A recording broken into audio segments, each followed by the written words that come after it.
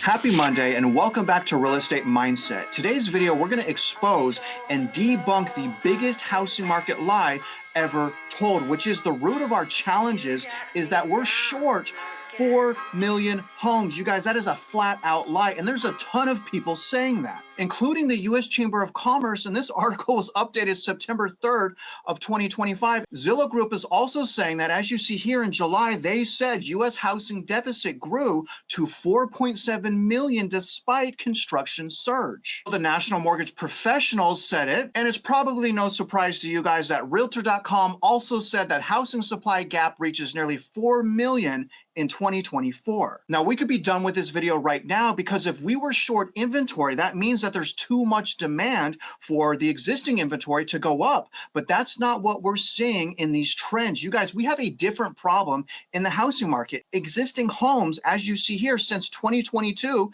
have been going up. It's taken a little bit of time, but I'm going to show you again why that is. But I do want you guys to know we have more existing inventory now than we did prior to COVID. And it's not just existing homes. Look at the amount of new homes we have right now. This is recessionary levels of new homes that are just sitting, collecting dust. If we were short 4 million homes, we wouldn't have this amount of supply of new homes, which is 9.2 months, and that trajectory wouldn't be skyrocketing. And just real quick, did you guys know that in the United States, we have 1.9 billion acres and only 69.4 million acres is developed, meaning we have 96% of land in the US that isn't even developed. Fun fact, as of today, the recording of this video, silver has hit $44.20. And holy moly, gold has hit 3,770. So Mitch, before we talk about what the root of the problem is, why it's the root of the problem, and then we analyze the damage that has already been done,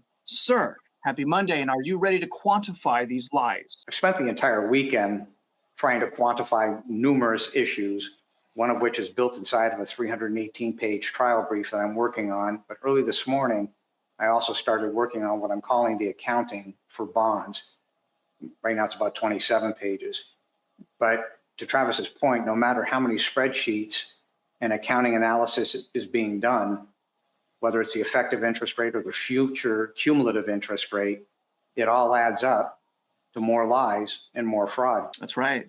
And so let's move on to the part of the video, Mitch, where we prove to the viewers that we don't have an inventory shortage problem. We have a price problem and unaffordability problem that was created from fraud, which is the Federal Reserve and all of the tentacles of that Federal Reserve. And this is how I'm going to show you. I'm going to use the government's own data to show you what they're saying is an absolute lie. And if you believe what they're saying, you have a high likelihood of being taken advantage of. But if you stop and you learn, you have a high likelihood of succeeding. But I'm going to use this document, and this actually came out surprisingly September 16th of 2025. And really quick, I want to point out how much the population is according to the census, because what we're going to do is I'm going to show you guys the stats from 2005 compared to 2024 as far as vacancies, because by the way, we have 14 million homes that are vacant. And then I'm going to show you how much population has gone up. And then I'm going to show you that per capita, we have more houses than we did in 2005. So how could we be short 4 million? 2005, the population, according to the census, was 288 million. Fast forward to 2024, and that goes up to 332 million Americans. Going to table 2 of that article, on the left side is 2005 that I'm circling here. I put the 288 million people, and then on the right is 2024 data, and I put 332 million. Now, first of all, I want to show you the housing units, because again, if we're short, then it should mean less people have the opportunity to purchase, right? If it's just about inventory. But that's not what the data is showing. In fact, it's showing that more houses are built per capita than in 2005. So in 2005, we had 124 million housing units and 288 million people, which means 43% of those people could have purchased a house. Now, when we fast forward to 2024, you see 332, but the housing units have gone up by 22.2 million, meaning that the percentage goes up to 44% of those people. So the per capita goes up a full percentage point. But on top of that, you guys, if we had an inventory shortage, then how is it possible that 14 million homes are vacant. You guys see this right here, all vacant, and that's gone up by 572,000 since 2005. So we got homes sitting and collecting dust, and it's not just new homes. Now, this document right here is absolutely shocking, and I really want you guys to pay attention to this because this is median U.S. housing payments and home value. Okay, so there's a few really important things that I want you guys to understand because remember, we're in this problem because of prices from fraud, which is the Federal Reserve, not because of limited inventory. We have more inventory right now compared to per capita, and inventory is skyrocketing upward. We are not short inventory. The prices are too high. Now, I want to start with median mortgage payments. So we're going to start on the left side. And essentially what I'm going to end up showing you guys is that mortgage payments stayed the same as housing prices exploded in 2020, and they bamboozled us that year because they tricked a lot of people into thinking that payment was more important than price. Now, starting with mortgage payments on the left, what I want you to do is look at this dot right here and that red line going down. What this represents is in 2008, the median mortgage payment in 2008 was $1,730. You fast forward all the way to 2021, 13 years later, and mortgage payments only go up $67.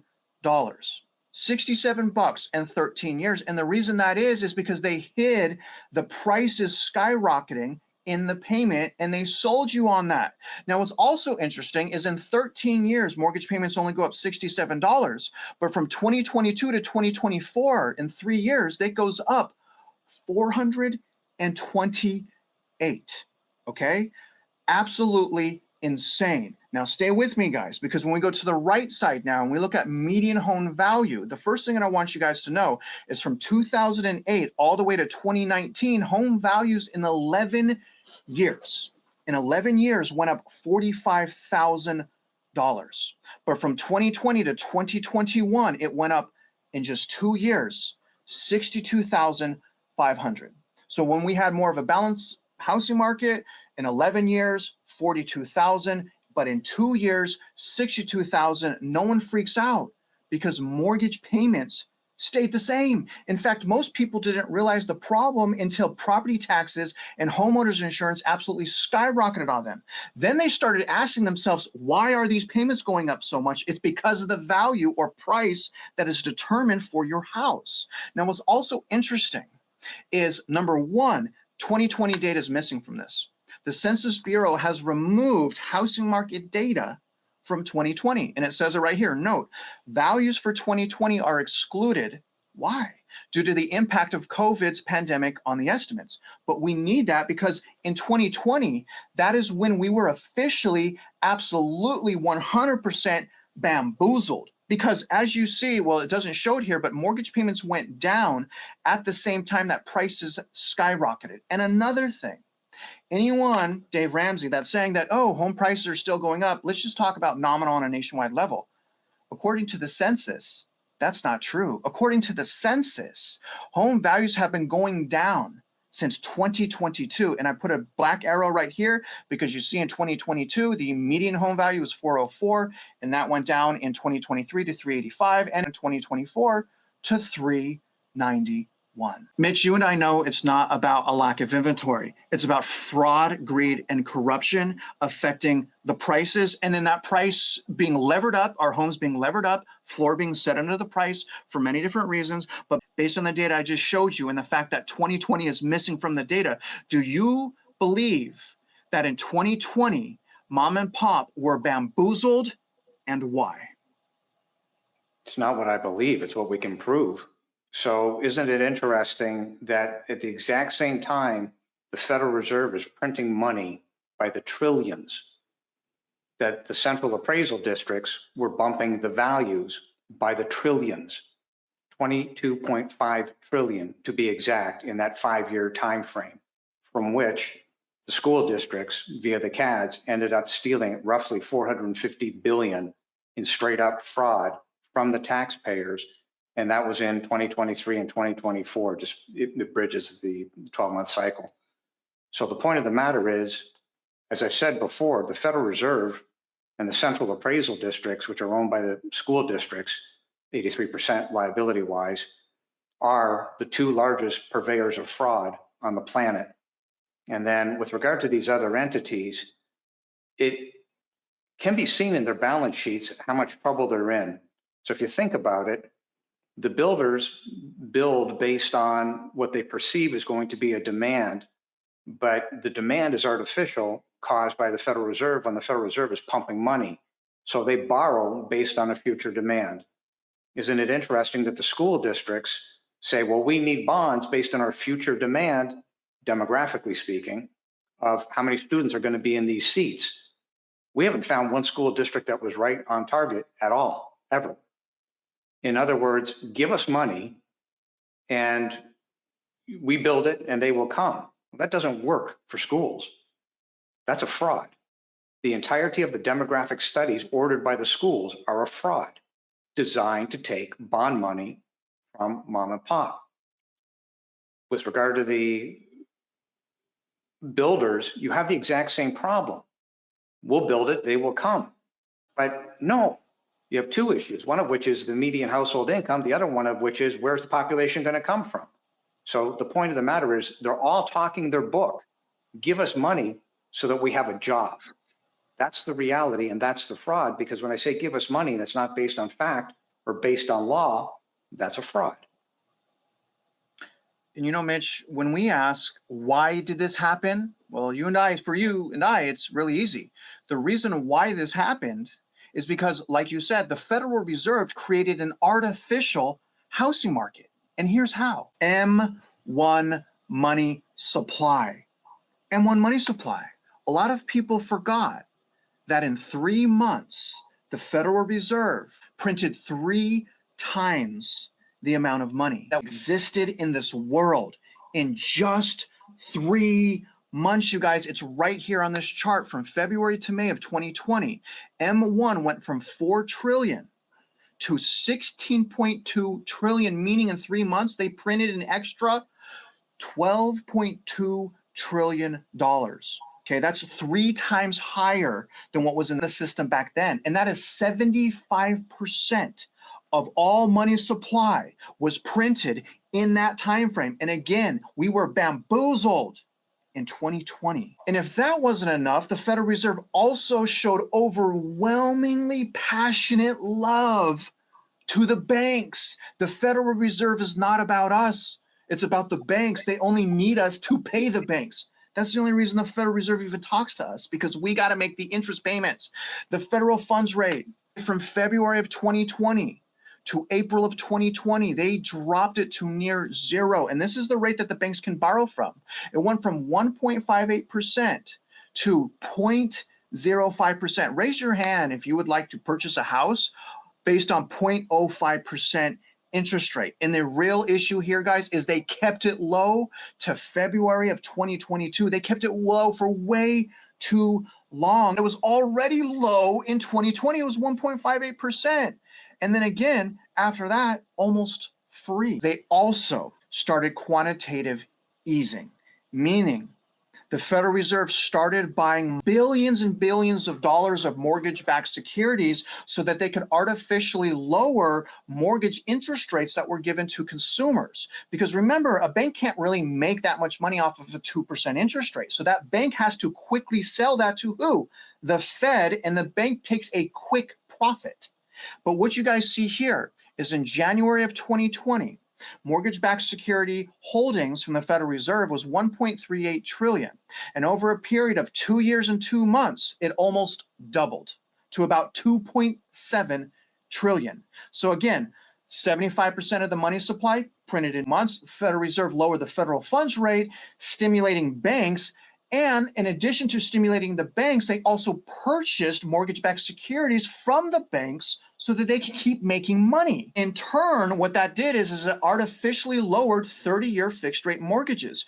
We went from an interest rate, by the way, in 2020 of 3.72%. Interest rates went all the way down in January of 2021. So after about a year for consumers, they went to 2.65%. And people forgot how much money they were really paying to purchase their homes. They paid way too much money. Not everyone, but if you purchased in the last 3 to 4 years, odds are you took the hit for us all. Mitch, being how systemic this is, being how much the Federal Reserve manipulated all of the markets, being how important shelter is to Americans, and being how leveraged up our own homes are, like 25 to 1, can this bubble, this price and fraud bubble, ever be undone? And if so, how? There's multiple levels of the fraud and there's multiple solutions, but in my humble opinion, the fraud has to come out of the system in order to protect what was the original principle. So can it occur? Yes, but that takes a political solution in addition to a mathematical solution. It's one of the reasons why I put that bill out there. And that is a solution to mom and pop at a local level. It doesn't solve the problem with the bonds. And frankly, it doesn't solve the problem associated with the builders and everybody that overbuilt and saying, well, now we got 15 million units. But the point of the matter is the fraud, based on everything that I've studied, must come out of the system in order to protect the system and in order to protect the principle. So when somebody made an investment, at least that principle, the majority of it, should be protected somehow. But I can't negotiate with myself, and it takes politicians to step to the plate, and it takes the federal government through the SEC and the DOJ to get involved in order to force these issues before the system implodes. Mitch, some people would say that the only thing that's holding the system together right now is fraud. What do you say to that? I agree. Could you also make an argument that the reality is the only one that's holding the system together right now is the ability for mom and pop to pay for the fraud? No, that's the problem. They can't. We're at the tipping point. There's simply no way that the median household income under any circumstance across the United States can pay for the fraud that has been induced. Remember, printing money by the Federal Reserve to the tune of roughly 26 trillion is a fraud. It's a fraud on the citizens because it creates inflation, and inflation is a tax. So when you get into those circumstances, can mom and pop pay for that? No, not a chance. Can mom and pop cover off any of the derivatives that are under the hood of any of this? Not a chance. Let's talk about some of that damage that has been done already from this induced fraud. Absolutely nobody can afford to buy a house unless it's something that is inferior to what you desire. And I found it very interesting that this article is stating that home buyers need $117,000 to afford the typical home in the US. And I just want you guys to know it's not saying luxury. That's just the average, normal, typical home. It takes $117,000 just to qualify and lock yourself in. On top of locking yourself in, it's going to take approximately, according to Forbes.com, 13.5 years to make a profit. And that's why I keep telling people, if you buy a house right now and you're not lucky and careful, you're going to be married. You're going to be married to your house payment, and you're not going to be able to sell. You will be trapped. Now, it's interesting. That was at 3% down, but it's also the same at 5% down. It changes at 10% down. They're saying you eventually make a profit at, 12 years and 7 months to make a profit at 10. But at 20% down, it takes, this is crazy, 11 years and 3 months to make a profit. Do you want to be trapped in your home for over a decade before you have any equity at all? Do you? Comment below. And all of this damage has also created the biggest housing market price fraud bubble in history. When we look at Case-Shiller to the home price to CPI ratio, so the purchasing power of consumers, it's never been this out of reach. And a lot of people are like, no, we've went through this in the 70s and 80s. And you guys can see that here too, right above our heads. That's true. But in the 70s and 80s, they didn't have this massive hedge and derivatives problem where everything is maxed out. And you can see that because look at how low this is during that inflation battle. We got no room right now. You're grinding into bone. This is the most expensive, unaffordable housing market that we have ever experienced, as now the average mortgage expense is over 40% of median household income. And it's really interesting because this data shows that during the global financial crisis, it only reached about 35%, which means it's even more expensive right now, and we're in an even bigger housing market bubble. If that's not bad enough, you're starting to see this unravel for more and more Americans as the search term help with mortgage, okay, here's the stats right here, has absolutely skyrocketed. And it has skyrocketed fast because these things, once they start to fall apart, it's swift. People wake up one day and they ask themselves, what happened? But we're telling you right now, what happened was the Federal Reserve created a fraud and price bubble, and then they systemically try to create a floor underneath the prices of our house. And as you see with this chart here, even though we may not have a massive amount of foreclosures, number one is because we have loan modifications in place. During the global financial crisis, we didn't have loan modifications, but also usually the foreclosure crisis happens after the recession has started and the public is aware, not before. What you see before is what's on your screen. Mitch, you built thousands of houses. You've owned a lot of real estate. I love houses. I think under normal circumstances, every single person should own a house. It could be one of the best investments you ever make. But this market today, it's the most toxic, unhealthy housing market we've ever experienced, especially if you're a young adult. If you're a young adult, you've been locked out. You've been priced out, and it's not because of boomers. It's because of frauds that are elected and unelected that are working within our government. But under what conditions today should someone buy a house? I've built all sorts of properties. Everything's on my website, so somebody can go look at it. But the concern that I have when somebody says, well, 28 debt to income ratio, given the inflation, which nobody that is selling the mortgages is talking about, it's not 28. If you want to be safe, which is what Travis was just saying a few minutes ago, the safety is closer to 21 DTI, not 40, not 28, but 21.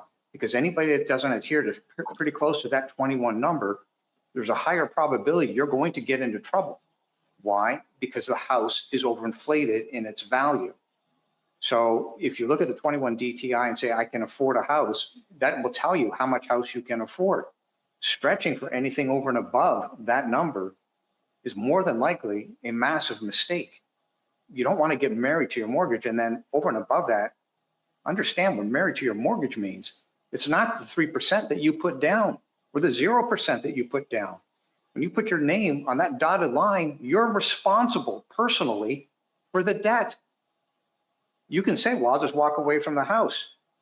Fine, but if that bank chases you, they will chase you into hell. They will get whatever they can get.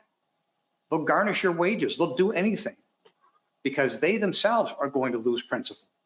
So the banks have nothing to lose. Why not chase the people that put their signature on the bottom line?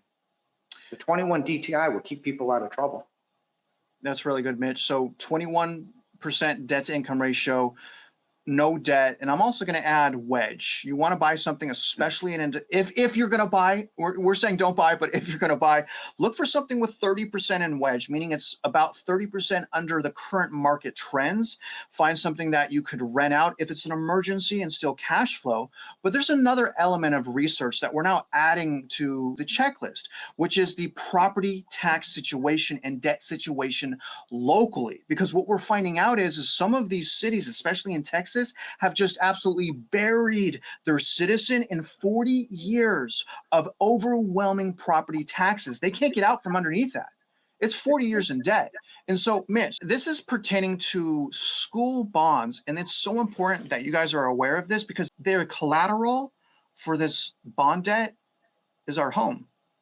They're getting this debt approved by estimated population growth. Salina ISD in Texas got an additional $4 billion in principal and interest debt based on their population. They don't prove this. This is future. Based on their population going up 4 times the amount in 9 years. The underwriting on these bonds is an absolute atrocity and has created insolvency. Mitch, can you break down those two conclusions? The bonds were raised based on multiple frauds, including but not limited to A, the Federal Reserve printing, which creates inflation, which is a tax, which is fraud on the citizens. Number one, central appraisal districts overvaluation and overtaxation with no regard to USPAP, Texas Property Tax Code, Texas Constitution, and the Constitution of the United States of America. Number two, school district accounting fraud and subsequent bond fraud. A, falsifying demographic projections. B, falsifying cost to build without bids or drawings. C, falsifying cost to operate. D, hiding information on investment pools. E, hiding cost of compound cumulative interest on outstanding bonds. F, hiding any proper accounting, as in a forensic audit, specifying and matching the bonds received to the specific demand for the bond. G, falsifying advertising for the raise of the bonds. H, utilizing lump sum annual bonds with no breakdown of the uses of those bonds. I, no audits for the sources and uses of the bonds. J, no checks and balances, in quotations. We are not the repository of the documents, as stated by the Office of the Attorney General of the state of Texas. K, no enforcement, as stated by the state comptroller. L, underwriters fraudulently claiming unlimited tax. M, rating agencies are grossly negligent. N, school district balance sheets do not reflect proper accounting for the bonds, including compound cumulative interest, by not paying off the bonds, but rolling them up and rolling the interest out. And in addition, not accounting for the cost of the new bonds added to the prior bonds and examining the ability of the households to pay, which the majority of houses cannot based on the median household income. B, the central appraisal districts charge a tax on the Fed's fraud. Think this through for a minute. This is the whole story of this video. The central appraisal districts are charging a tax on the Federal Reserve's fraud plus the tax of overvaluation on their fraud. C, now add the cumulative bond fraud at the school districts. The point being that mom and pop are literally battling three major sources of bond fraud. This is why the money doesn't exist to pay this off. This is why the system will implode on its own weight, because that's what the math will do, and the math is much bigger than the state government or the federal government. If they don't get involved and put a floor and ceiling on this real fast, we're all in trouble. Yes, sir. And other than closing down the Central Appraisal District, abolishing property taxes, and eliminating the Federal Reserve, some of the solutions for you guys that are watching this, number one, most important thing is awareness. The more and more people that are aware, the better ability they have to hedge themselves and protect themselves through all of these challenges. In other words, you have to know what's happening so you could take the right actions. So that's one thing, guys. And you may want to do another thing, which is preserve your purchasing power to the best of your ability, understanding that what's coming is very, very bad. It's going to be very, very painful for a lot of people. So some of the things you could do is try to keep rebudgeting. Do not wastefully spend your money. Rebudget all of your expenses and save as much money as possible, and then invest in yourselves. Now, you guys know I'm investing in silver. Thank goodness I have started investing in silver because it's making an absolute killing right now. But when I say invest in yourself, I mean your comprehension and understanding of the housing market. And you have no excuses not to be an absolute expert at this point, because we've been doing this for about 3 years. We've made free courses that you guys can take by going to the links in the description, realestatemindset.org. Take the courses on how to purchase real estate and how to do a subdivision analysis. And then when you're done with that, as a thank you, please support us in our mission to abolish property taxes for each and every one of us. Now, having said that, guys, if you're out there investing in real estate, you guys already know I wish you luck, and we hope you win.